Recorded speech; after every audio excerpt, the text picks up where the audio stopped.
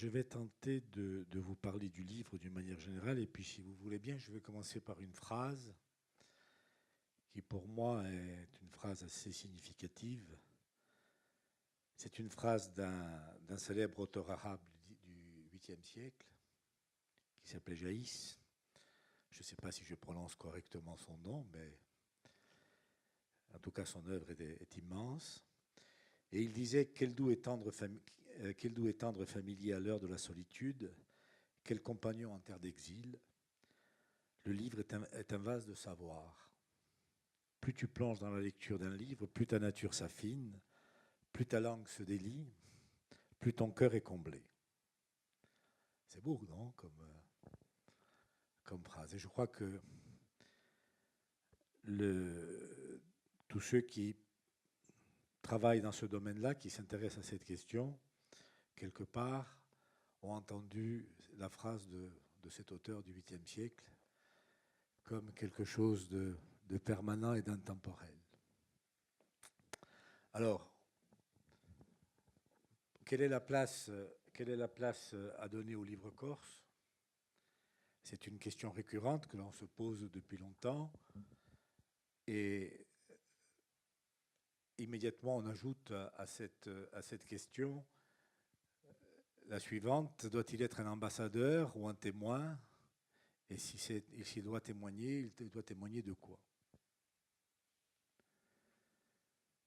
Alors, si le peuple a pu apprendre qu'il avait une histoire propre, s'il sait les luttes des hommes et des femmes pour vivre et subsister sur cette terre, s'il connaît les us et les coutumes, sa géographie, c'est souvent à des hommes de passion qu'il le doit. Ces hommes de passion, ce sont les chercheurs, ce sont les écrivains, et ce sont accessoirement les éditeurs qui se consacrent depuis maintenant quelques années, je dirais une quarantaine d'années environ, à ce travail sur la Corse.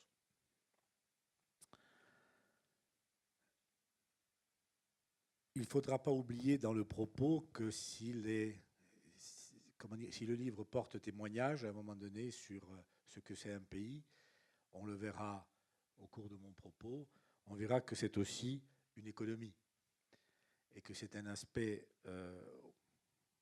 marginal aujourd'hui ramené à l'économie qui est celle de la Corse. Pour autant, ça n'est pas quelque chose de négligeable parce que l'envisager autrement que sous cet aspect, c'est lui maintenir un caractère qui est un caractère accessoire et folklorique. Et de ce point de vue, je crois qu'il faut absolument nous extraire de ce propos. D'ailleurs, sa mission de porter un petit peu l'image, de porter un petit peu l'identité d'un peuple, d'une région, d'une terre, d'une manière générale, fait souvent dire que quand on parle de budget du livre, on parle d'aide. On est là pour soutenir quelque chose, contrairement au budget de l'agriculture ou au budget de l'industrie ou de je ne sais quoi. Et on y ajoute ce côté un peu dérisoire, un peu péjoratif, qui, avec travers le terme d'aide, qui donne à penser que c'est quelque chose comment dirais-je, quelque chose d'exotique. Cette image d'ailleurs assez négative est très souvent celle qui se répand dans le public d'une manière générale. Le livre, c'est tout à fait autre chose.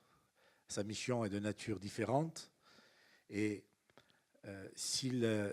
et au niveau institutionnel, il représente quelque chose de déterminant.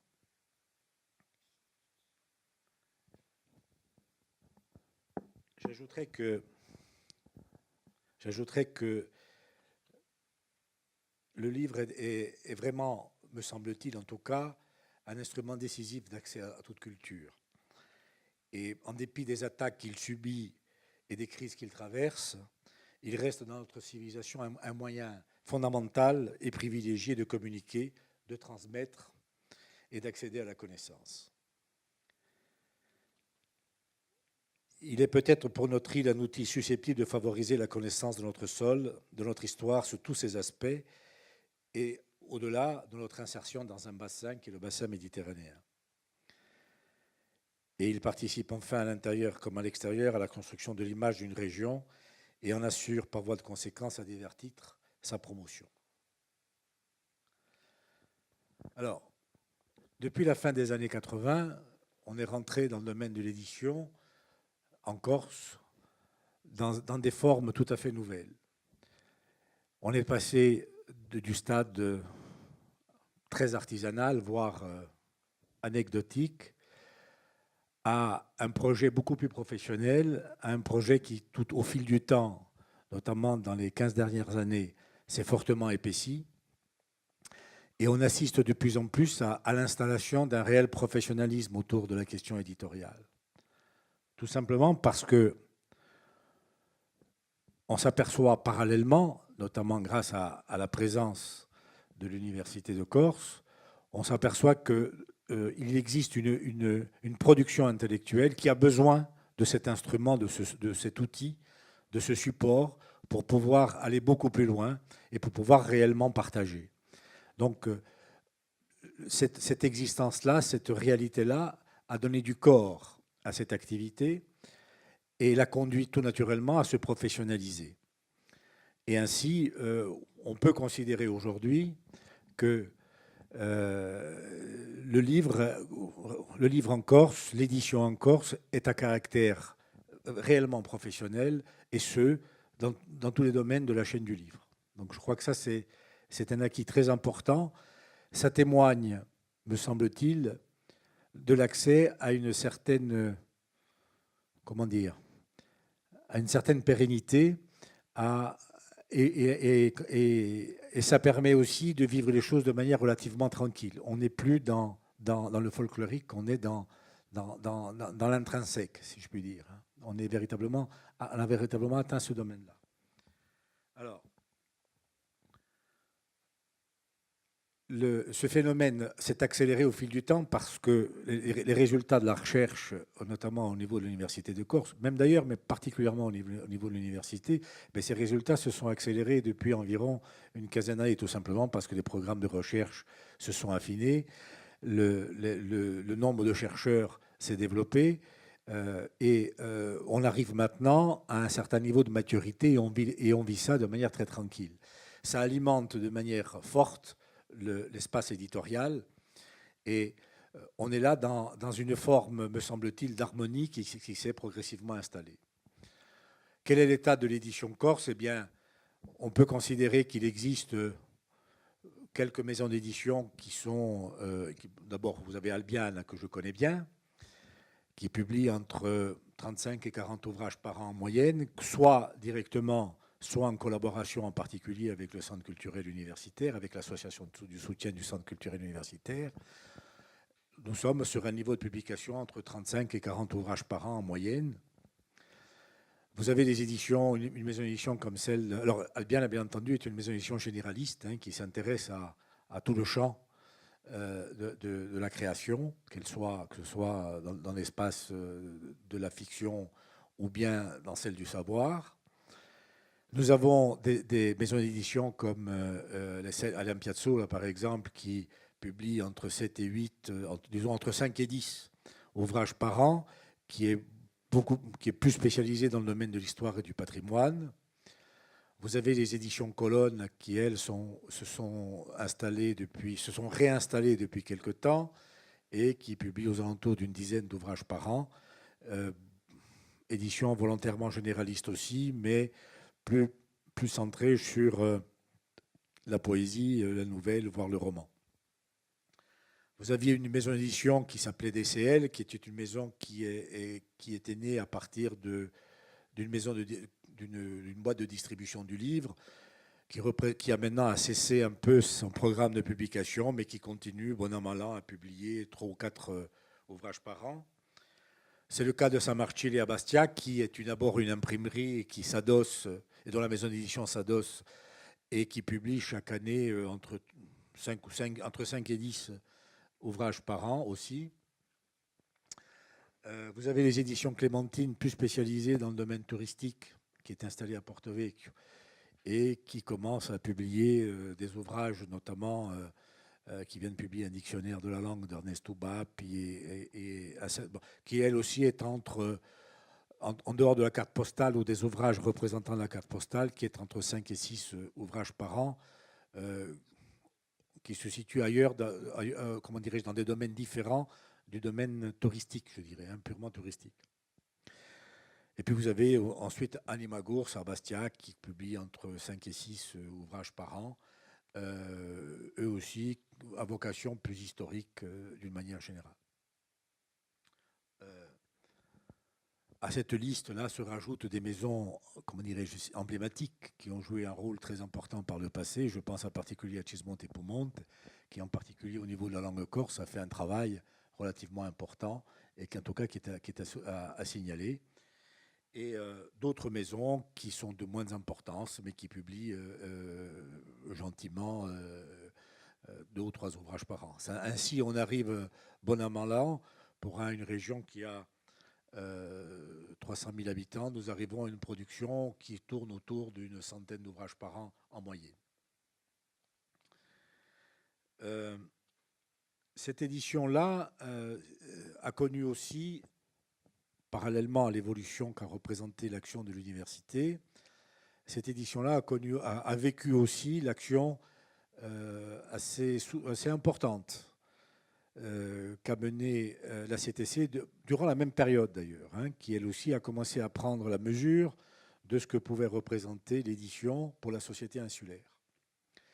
C'est ainsi qu'on est passé, notamment en particulier avec la loi de 92 qui a donné la compétence totale à la CTC en matière culturelle, on est passé d'une attitude de copinage, si je puis dire, ou de considération à propos sur le livre qui était assez douteuse, en tout cas qui induisait des pratiques assez répréhensibles. On est passé à des formes plus, comment dirais-je, je serais tenté de dire plus démocratiques, en tout cas qui témoignaient de la prise de conscience de l'institution politique, de ce que pouvait représenter le livre en Corse. Et en particulier à la fin des années 90, on a vu l'établissement d'un règlement des aides, on a vu la mise en place de comités techniques d'appréciation, et on est rentré dans des procédures où le politique en soi s'excluait pour faire place à des gens qui détenaient une certaine compétence dans ce domaine-là. Donc il y a eu, de la part du politique, une rationalisation des comportements dans ce domaine-là qui ont été décisifs parce que, notamment dans l'espace du savoir, c'est une attitude qui a permis comment dirais-je, qui a permis l'émergence d'un certain nombre d'ouvrages qui n'auraient pas vu le jour si l'institution ne s'était pas impliquée dans ce projet-là. Et ça me paraît fondamental parce que ça permet de constituer ce savoir sans lequel il n'y a pas de liberté, hein, sans lequel il y a une totale méconnaissance d'une réalité. Et ce n'est pas ici que je vais, c'est pas aux gens qui sont ici que je vais apprendre que studia et libertà. Hein, donc ces instruments-là ont pu voir le jour grâce en particulier à cette action de la collectivité territoriale qui a permis, par le soutien à l'édition, d'arriver à ce niveau-là. Donc il y a eu toute une évolution dans les dernières années qui a été, selon moi, allant dans le bon sens, même si on relève ça et là quelques insuffisances, mais c'est une politique qui a été, en tout cas au regard de ce qui se pratiquait auparavant, que l'on peut considérer comme étant pertinente. Aujourd'hui, il me semble que cette politique... Alors voilà, je vous ai exposé un petit peu la réalité de l'édition insulaire, hein, comment elle s'organise et comment elle se structure. Aujourd'hui, cette politique des pouvoirs publics connaît, selon moi, une petite limite. Parce que ce qui me paraît le plus important, tant sur le plan de la production concernant les ouvrages de langue française, mais particulièrement les ouvrages en langue corse, ce qui me paraît le plus important, ce sont les lecteurs, ce sont les locuteurs, ce sont les gens auxquels on s'adresse. Ce chantier-là, nous l'avons collectivement assez oublié pendant des années. La nécessité de produire s'impose, bien entendu, la nécessité de créer ce socle sans lequel rien n'est possible, a certainement laissé de côté toute une partie fondamentale, essentielle, qui est celle de la diffusion. C'est un peu le propos, c'est un peu le constat que tenait Jacques Thiers au début de cette séance. C'est qu'en réalité, ce qui est important, c'est comment nous faisons pour diffuser dans la population cette réalité-là, hein, cette production, cette richesse qui est produite et qui est considérable. Certes, on sort de la préhistoire, hein, sur ce plan-là, mais il y a un travail gigantesque qui reste à faire. Et peut-être aussi une révolution sur le plan des méthodes et des comportements. S'il était important de constituer ce fonds, il est important aujourd'hui de diffuser ce qui est créé. Diffuser ce qui est créé, ça veut dire quoi? Ça veut dire utiliser les moyens dont on dispose en fixant clairement les objectifs. Autrement dit, éviter de faire pour faire. Pour prendre un cas précis, pour moi, il est beaucoup plus important d'avoir demain sur un ouvrage déterminant pour la compréhension de la question corse, par exemple, la question corse dans son ensemble, hein, pas nécessairement sous l'angle politique ou seulement sous l'angle politique, mais pour moi, il est déterminant de permettre à toute l'université française, à toute la presse française, à tous ceux qui ont les outils de la diffusion au niveau national, voire international, de savoir que tel ou tel ouvrage a été produit en Corse, beaucoup plus que d'aider à le produire. Il y a une dimension économique dans l'acte de production qui doit appartenir maintenant seulement à celui qui assure cette responsabilité. L'éditeur, c'est en même temps un commerçant, il doit prendre cette responsabilité, il doit assumer le fait qu'il produit. Aujourd'hui, l'intérêt collectif est que le lecteur potentiel ait accès à cette réalité-là. Que ce savoir soit, que cette existence soit partagée le plus possible. D'où la nécessité de faire un travail très important dans le domaine de la diffusion. Les sommes qui sont aujourd'hui investies, par exemple, un exemple que je cite souvent et qui dérange un peu dans le Landerneau insulaire, mais qui est réel. Je prends toujours l'exemple du Salon du Livre à Paris, qui pour moi représente, en termes, lorsqu'on en ressort et qu'on fait le bilan de ce qui s'est produit, on considère, si on a un minimum d'honnêteté, on considère que le résultat est relativement médiocre par rapport aux enjeux et par rapport aux investissements qu'il a provoqués. Et c'est un moment de convivialité auquel chacun est attaché. Pour autant, il me semble que le discours n'est plus à la convivialité, mais à la nécessité compte tenu des moyens dont on dispose. Et je crois qu'il est temps aujourd'hui de passer à d'autres formes de diffusion, hein, de ce que représente la Corse en termes de publication, parce que cela amène des choses très importantes. Exemple, vous savez tous que nous avons eu un prix Goncourt cette année, enfin l'année passée.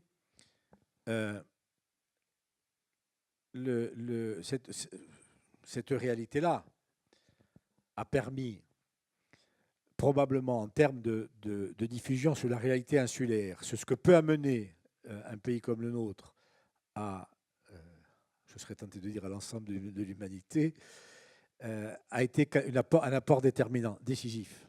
Sans doute la Corse est-elle regardée de manière un petit peu différente, et il est probable aussi que le domaine de la recherche, à travers cette réalité-là, indirectement, a probablement pris en compte ce facteur. Hein. La Corse existe à travers des manifestations, à travers des réalités de ce genre. Bien entendu, là, on est dans une présentation optimale des choses. Hein, et c'est pas tous les jours qu'on va voir un prix Goncourt. Simplement, je crois qu'on peut dire que cette nécessité de la diffusion intramuros et extramuros, si je puis dire, est à mon avis aujourd'hui la chose impérative vers laquelle il faut tendre. Parce que quand je dis intramuros, je considère que, et je parle en particulier pour la langue corse, je considère que dans ce domaine, on en est encore au balbutiement.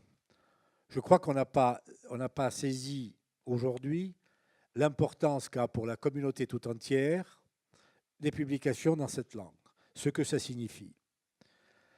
Ça n'est pas une construction anodine, ça n'est pas une construction simple.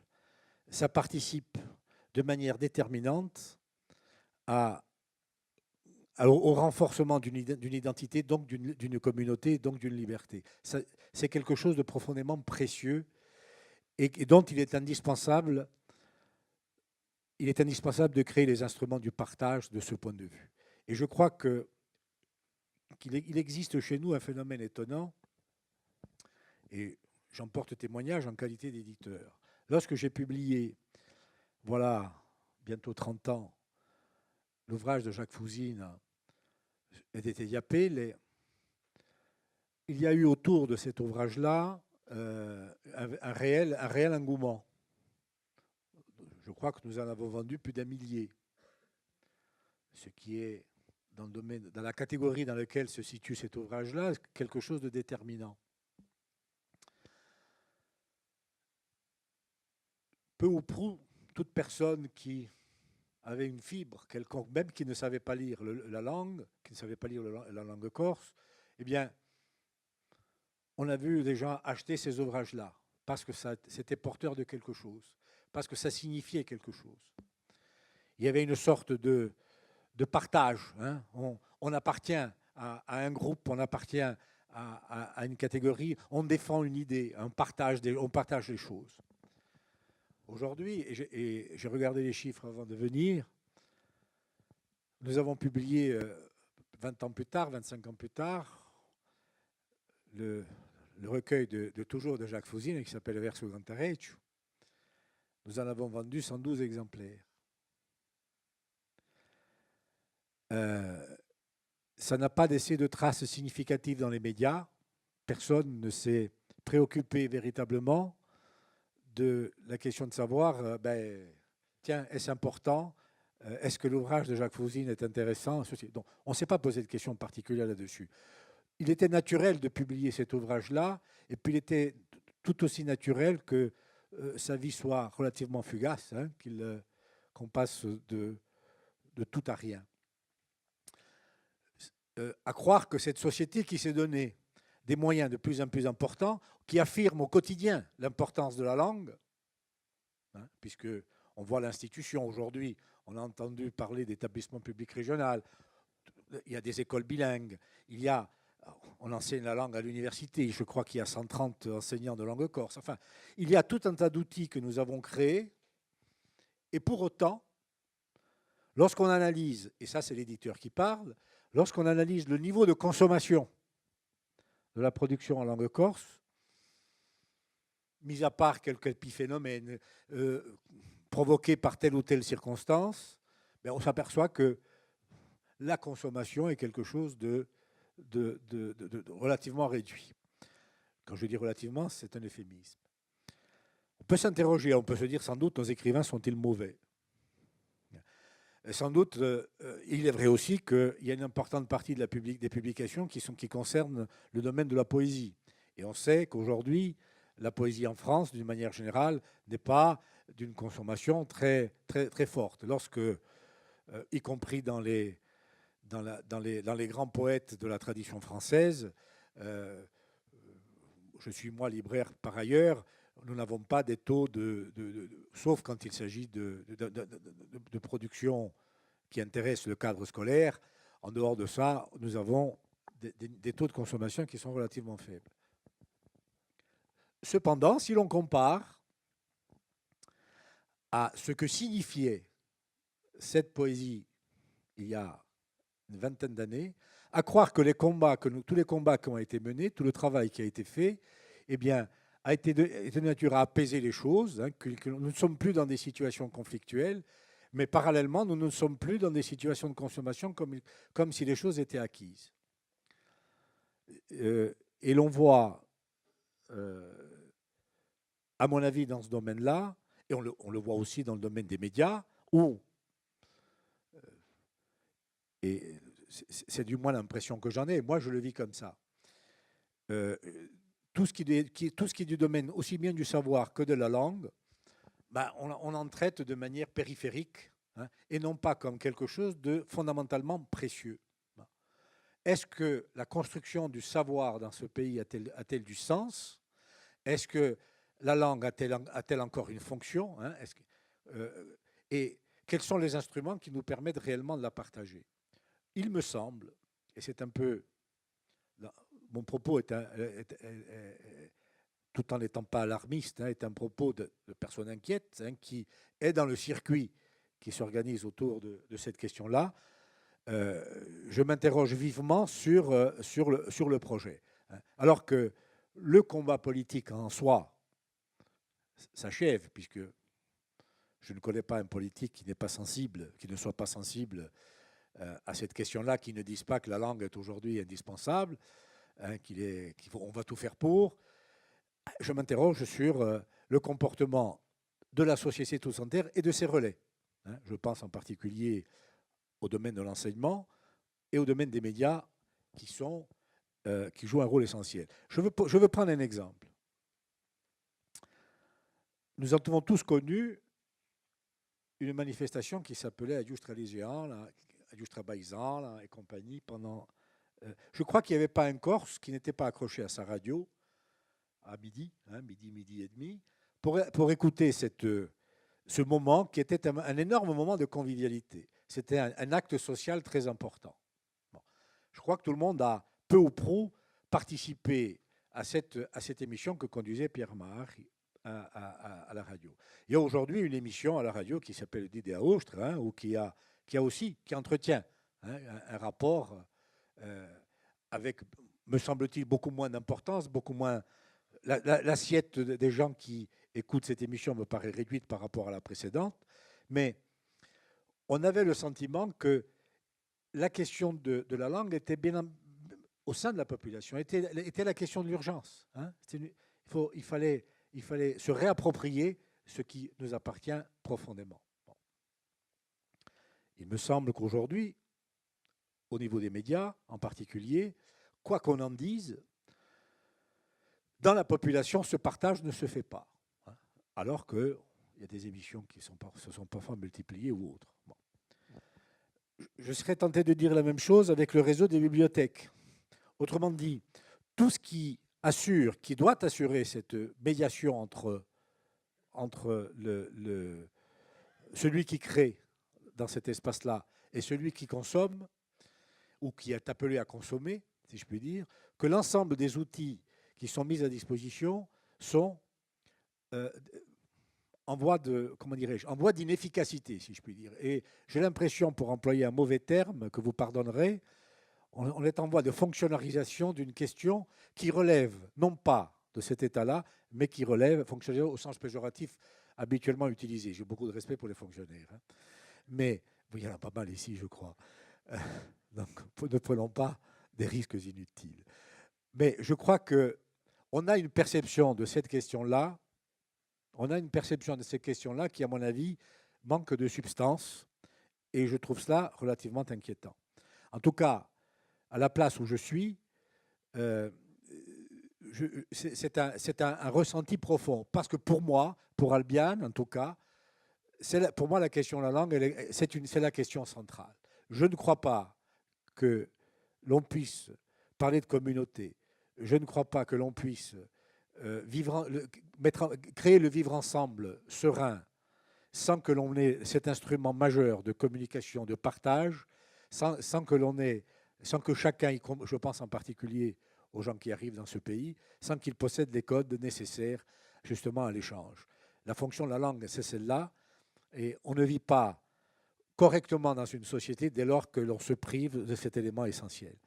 Et je crois que bien des problèmes et bien des conflits latents par moment. Hein, lorsque je pense à certaines régions où les communautés parfois en arrivent aux frictions, je crois que c'est par l'intermédiaire de la langue que l'on peut résoudre bien des problèmes. D'ailleurs, lorsqu'on fait des expériences, je pense en particulier à certaines expériences qui ont été faites par des écoles bilingues, j'ai moi-même participé, notamment avec l'association de soutien, quand nous avons publié quelques ouvrages issus d'une pratique qui se fait dans des écoles, notamment au CP, où les instituteurs ont conçu avec les élèves des pièces de théâtre en langue corse et les ont jouées.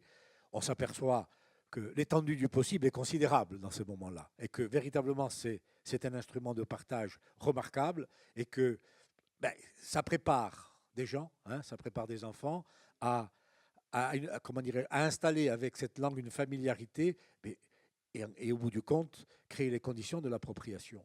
Donc, il me semble que cette bataille-là, nous en sommes fortement détournés. Hein, que ce soit à travers, lorsque aujourd'hui vous discutez avec des gens qui travaillent dans un CDI, vous voyez en termes de documents en langue corse, voire même en termes de fonds corse, vous voyez des fonds squelettiques.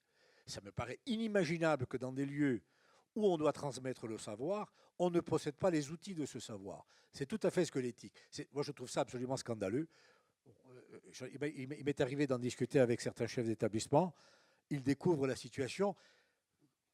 Autrement dit, cette nécessité, ce besoin ne traverse pas la société. Et pour moi, c'est assez dramatique.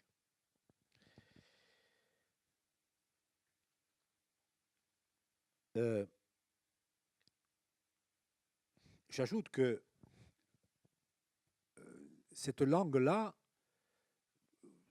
on ne la trouve plus tellement présente dans des espaces où on pourrait imaginer qu'elle est, si on a une action militante, encore une fois, si on est militante au sens noble du terme, si on est vraiment présent, mais je ne comprends pas pourquoi cette langue n'est pas dans la salle d'attente du médecin, n'est pas dans la bibliothèque de tel village, n'est pas présente dans tous les moments où le collectif s'installe. Hein. Nous n'avons pas, contrairement à des régions qui en ont fait la promotion, je pense au Pays de Galles, je pense au Pays Basque, où c'est un souci permanent, hein, où ça traverse véritablement la population. Alors je crois que ce qu'il est nécessaire, c'est de commencer par tous les intermédiaires, par tous les lieux où on peut installer cette réalité-là. Autrement, si on ne s'inscrit pas dans ce processus-là, je crois qu'on aura une langue qui sera pratiquée par des gens qui en auront l'intérêt, la passion, hein, qui l'apprécieront, qui l'étudieront, qui la manieront, qui iront chercher, qui auront un regard purement esthétique sur la question.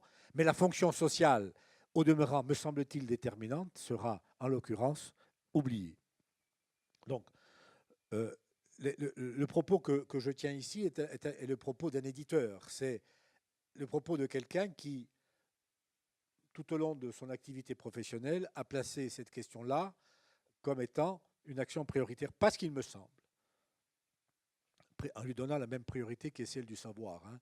Donc, si j'ai la conviction que le travail, notamment depuis la création de l'université dans le domaine du savoir, a fait de grands pas, puisque, comment dirait l'autre, toutes choses égales par ailleurs, hein, il y a eu de grands pas qui ont été faits depuis longtemps dans ce domaine-là, et puis je crois que ça s'accélère. Hein. Il y a même des gens qui nous expliquent qu'il y a trop de production dans ce domaine, comme si dans ce domaine-là, l'abondance faisait du mal. Donc je crois qu'il y a un processus qui s'est engagé, et personnellement je m'en félicite. Hein. Il y a vraiment de quoi apprécier les choses. Dans le domaine de la langue, je crois que ça ne traverse pas les gens pour lesquels c'est fait. L'espace social est à mon avis à conquérir, et on ne peut pas ne pas s'en préoccuper. En tout cas, le rôle que j'ai voulu donner à la maison que j'ai eu le plaisir de fonder et de diriger, c'est aussi celui-là. Il est tout aussi fondamental. J'ai reçu hier la visite d'un élu qui est chargé de la langue corse à la nouvelle municipalité d'Ajaccio. Cet élu est venu me voir en me disant, c'est sympathique, c'est la première fois que je vois un élu débarquer dans mon bureau en me disant, ben, il faut faire quelque chose. Bon.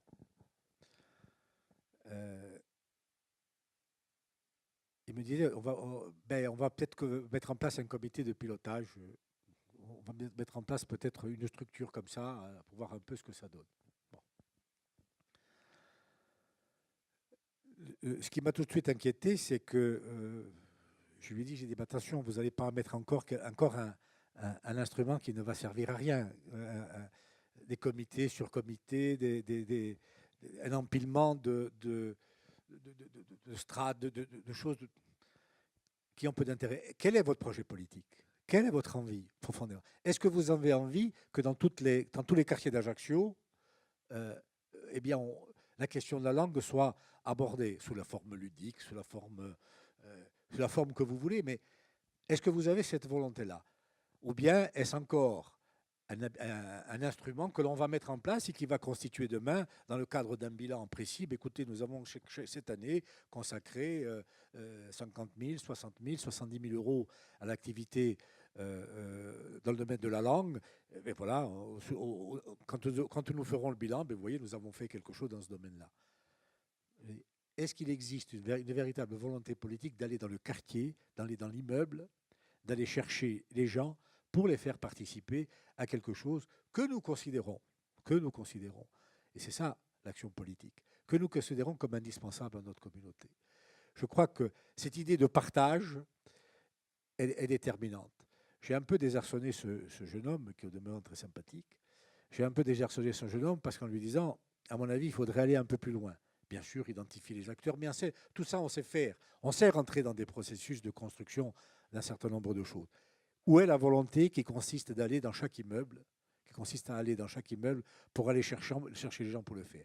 Pour moi, en tant qu'éditeur, installé dans ce schéma-là, installé dans ce processus depuis un certain nombre d'années, j'assiste à ces situations un peu paradoxales qui m'inquiètent beaucoup et sur lesquelles je crois qu'il faudrait qu'on trouve les voies et les moyens d'agir. Et ça passe bien entendu par ceux qui en ont aussi la responsabilité, mais ça passe aussi par les acteurs de terrain qui se mobilisent demain pour telle ou telle action, si simple soit-elle, hein, et cela dans tous les domaines. Je crois qu'il est temps qu'on renverse un peu comment dirais-je, le train, hein, qu'on arrête le train qui va dans un sens, à mon avis, négatif et qu'on reparte sur une voie un peu plus constructive.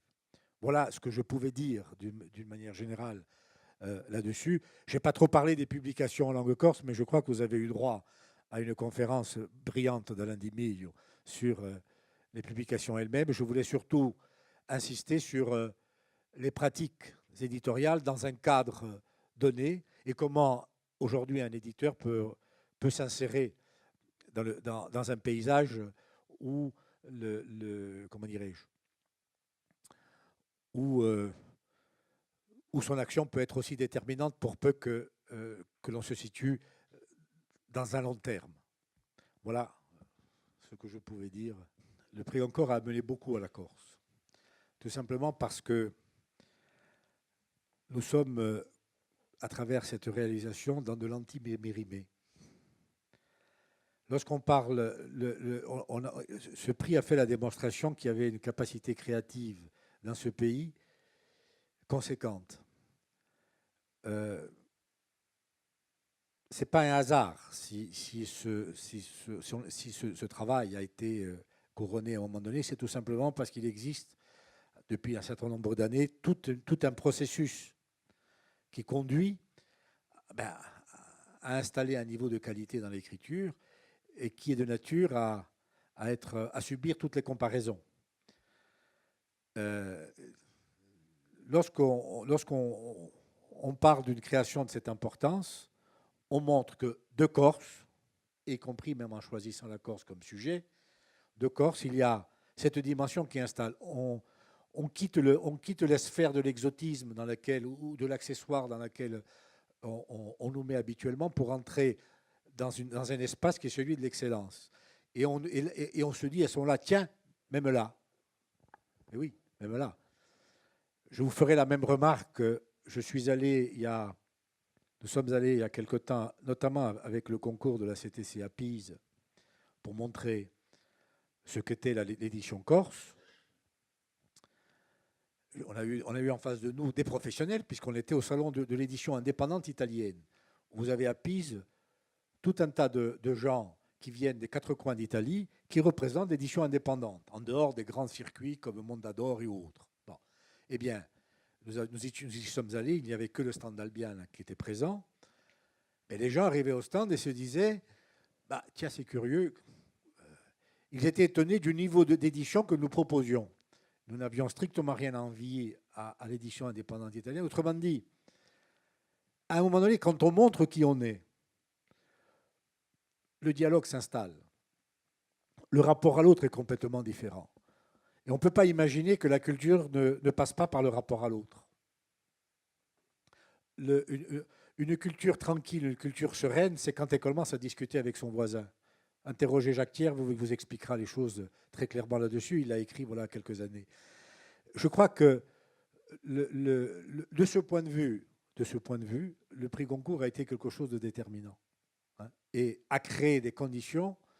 Ben, tiens, là aussi, on n'est pas dans l'espace exotique, hein, on est dans quelque chose de beaucoup plus profond, de beaucoup plus structuré. Vous savez, le rôle des écrivains et des chercheurs, en particulier des écrivains, hein, c'est que ce sont toujours des anticipateurs, des anticipateurs sur la réalité d'une société ou la réalité en devenir d'une société. Vous savez, lorsque vous allez lire des livres d'un type comme Dany Laferrière ou bien d'un Gary Victor sur ce que sont les Caraïbes, ben vous avez un regard complètement différent que celui qu'offre le journaliste du coin qui est parti faire un reportage et qui retourne avec les convictions qu'il avait à l'aller. L'écrivain en donne beaucoup plus et propose beaucoup plus. De ce point de vue, il contribue de manière décisive, ben, à la construction des mentalités et des regards qui sont portés sur une région en particulier, la nôtre. Concernant votre deuxième question sur le pessimisme ou sur le locuteur ou sur la langue corse, moi, ma position est très simple, c'est celle de l'attente, c'est celle de l'envie, c'est celle parfois de la souffrance dans un certain nombre de domaines. Quand je vois que les choses ne fonctionnent pas comme elles devraient fonctionner dans une société qui comporte 300 000 habitants, où chaque chose est indispensable. Vous savez, on dit que les cimetières sont peuplés d'indispensables. En l'occurrence, moi je pense que les villes et les villages sont peuplés de gens indispensables. C'est qu'on a besoin de manière très forte de chacun. Hein, chaque publication, je le disais tout à l'heure quand on déjeunait, chaque publication est une pépite. Même si parfois elle n'est pas très bien faite, elle n'est pas très bien, il y a quelques fautes par-ci par-là, mais ça participe de la construction de quelque chose. Et on en a profondément besoin. Donc, moi, dans le propos que je tiens, je manifeste une inquiétude. Je ne suis pas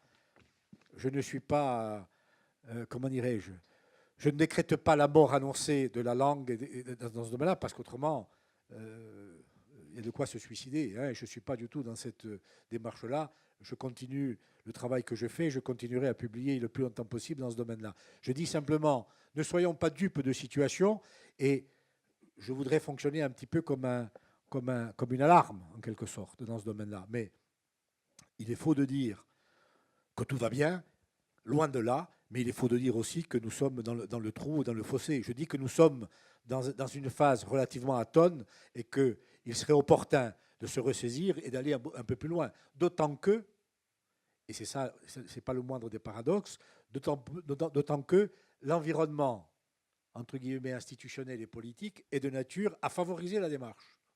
Pourquoi s'en priver? C'est simplement une remarque avant de passer la parole à quelqu'un qui voudrait poser une question ou faire une remarque aussi. Moi, je voudrais faire une remarque sur le prix Goncourt, et celui-là en particulier, parce que quand même, ce doit être un peu frustrant, non, lorsqu'on a lancé un auteur. Hein, lorsqu'on a lancé un auteur, de le voir s'évader. Pardonnez-moi si la question est indiscrète, mais enfin, je crois qu'on est au cœur on est au cœur là d'un élément important de ce qu'est le livre dans le circuit de sa production et de sa consommation. Alors, il n'y a strictement aucune frustration dans cette affaire. Il n'y a que du bonheur. Un prix Goncourt. Rassurez-vous, jamais un auteur d'Albiane ou bien un auteur d'une maison qui ne s'appelle pas Le Seuil, qui ne s'appelle pas Gallimard, qui ne s'appelle pas Albin Michel, qui ne s'appelle pas un tel ou un tel ou un tel, n'aura le prix Goncourt. Ça n'existe pas. Parce que là, vous rentrez dans une fin, et sans préjuger de la qualité du travail de l'écrivain. Vous savez, moi j'ai dit que Jérôme Ferrare allait avoir le prix Goncourt 4 mois avant. Parce que j'ai vu paraître dans le journal du dimanche un merveilleux article de ce cher Bernard Pivot qui nous expliquait qui n'avait pas lu le livre, hein, mais qui nous expliquait dans le papier que Jérôme Ferrare était fils de Dieu. Je dis, ça y est, c'est bon. Je vais vous donner une information capitale. Lorsque Houellebecq a eu le Goncourt, ça a coûté à Flammarion 500 000 euros. 500 000 euros. Autrement dit, c'est un business. Je ne vous cache pas que je n'ai pas 500 000 euros à mettre dans un bouquin, en termes de promotion. Ça veut dire quoi? Ça veut dire que le système des prix, en l'occurrence de ce style de prix, rentre dans une logique qui dépasse complètement une réalité éditoriale qui est la nôtre. Et moi, je me réjouis profondément que Jérôme Ferrare ait le prix Goncourt, et j'espère que d'autres l'auront, et des prix de même nature, parce que, encore une fois, on ne boxe pas dans la même catégorie. Et je me vois mal, personnellement, monter sur un ring en étant poids coq, bien que je sois assez costaud, et me battre contre un poids lourd, qui est dans une logique qui n'est pas du tout la mienne. D'ailleurs, lorsque vous discutez avec les gens d'Actes Sud ou d'autres, ils vous diront que le travail qui est fait par les petites maisons ou les maisons moyennes, nous appartenons quand même aux maisons moyennes, hein, nous ne sommes pas une petite maison locale, hein, nous appartenons à des maisons moyennes. Ils vous diront qu'aujourd'hui, ce qui irrigue les principales maisons d'édition, ce sont les maisons qui prennent les risques nécessaires. Aujourd'hui, une maison comme Gallimard prend très peu de risques dans le domaine éditorial. On s'oriente de plus en plus vers des valeurs sûres dans ce domaine-là.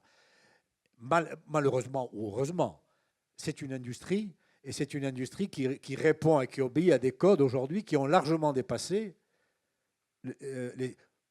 On a tous connu un grand éditeur, enfin, que personnellement je considère comme un grand éditeur, c'est José Corti. Bon, José Corti n'a jamais eu le prix Goncourt. Pourtant, il a alimenté, de par sa pratique, probablement. C'est ça la chaîne du livre aussi. Hein. Il y a, malgré cette dimension commerciale, malgré cette industrie, il y a quand même, parallèlement, une réalité culturelle. Donc, qui fait bon ménage au demeurant. Le système comment dirais-je, le système de vie du livre français, même s'il a beaucoup de défauts, a quand même obtenu des résultats signifiants. Aujourd'hui, la France demeure une nation qui est dans le domaine de l'édition et à travers les publications de ses écrivains, une nation déterminante. Hein. On ne connaît pas le déclin que d'autres décrivent dans d'autres domaines. Donc, pour moi, le seul aspect négatif, si vous voulez, que je retiens de cette affaire, pour répondre à votre question, c'est bien ce qui m'est arrivé il y a 10 ans. D'avoir une communauté qui ne prend pas conscience de l'importance de quelque chose. Au-delà de la personne, encore une fois, quel est le statut de l'écrivain dans une société comme la nôtre? Et j'ai le sentiment j'ai un double sentiment. Le premier, c'est que cette société n'en a pas conscience et que peut-être à l'occasion du prix Goncourt, on s'est dit, tiens, mais c'est pas n'importe quoi. Ça peut être quelque chose de signifiant. En l'occurrence, ce le fut.